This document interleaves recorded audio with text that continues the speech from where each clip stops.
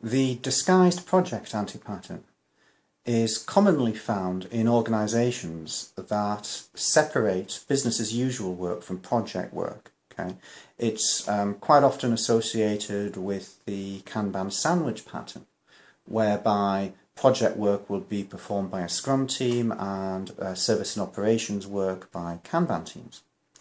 Now, in those sorts of organisations that are able to run separate teams for the separate work streams, business as usual and project, those organisations, they'll often fund their projects out of capitalised budgets. That's fairly typical. Their service and operations work, however, will be funded from operational budgets. Yeah, so there's an incentive on the part of stakeholders, either product owners or people who the product owners are representing. There's an incentive on their part to get as much work done as possible on an operational budget, rather than pay for projects themselves out of their own departmental capitalised budgets. Because it's the departments that tend to be given capital for their projects, whereas operational expenditure is a liability that the whole organisation has, not the individual department. So, there's a strong incentive there for product owners and other stakeholders to try to get major changes ride as being small ones. Ride on an operational budget, in other words. Now, Kanban teams have to be cute to that, because they're the ones that quite often have to deal with BAU work. They are the ones who are supposedly making small and repeatable changes on behalf of the organisation.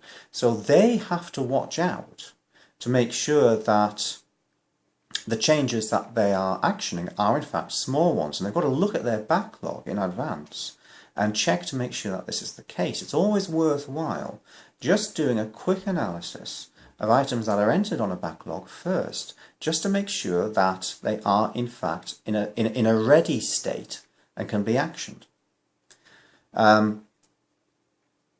You may be able to see as a Kanban team member a pattern of business risk building up. That's another possibility. What I mean by that is a product owner or someone from business anyhow may be cute enough or astute enough to try and break up a piece of project work, in other words, a piece of significant business risk, a significant challenge, break that up into smaller pieces of work and then feed them in gradually, bit by bit, into the BAU Kanban. That can, they might try and do it that way in order to avoid having to fund a project. So Kanban team members have to be on the lookout for occurrences of this behaviour. They've got to check to see whether or not the items that are in fact being put onto their backlog are discrete, are in fact small and sufficiently isolated to truly represent BAU changes, and aren't in fact so strongly correlated that they obviously represent project work.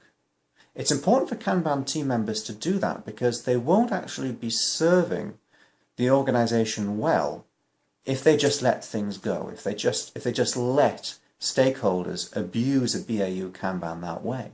Firstly, it means that genuine business as usual work is going to be put in delay, okay? Because they'll be doing what's effectively project work itself. And also, this work that is being done, this disguised project work that is being done by the Kanban team, that's not going to be released in a timely manner. Yeah? It's project work. The product owner is only going to be releasing it once a significant sprint goal, or what should be a sprint goal, has been met, has been achieved. Then the product owner will see that risk as being mitigated, and will make that release. Well, during that time, of course, value is depreciating, and nobody's really in control of that. So Kanban teams have a duty to the wider organisation to make sure that they're on the lookout for disguised projects.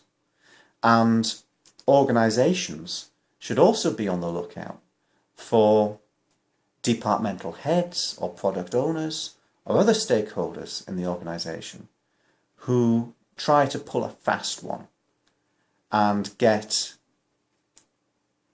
work done on an operational budget that should really be accounted for at a departmental capitalised level.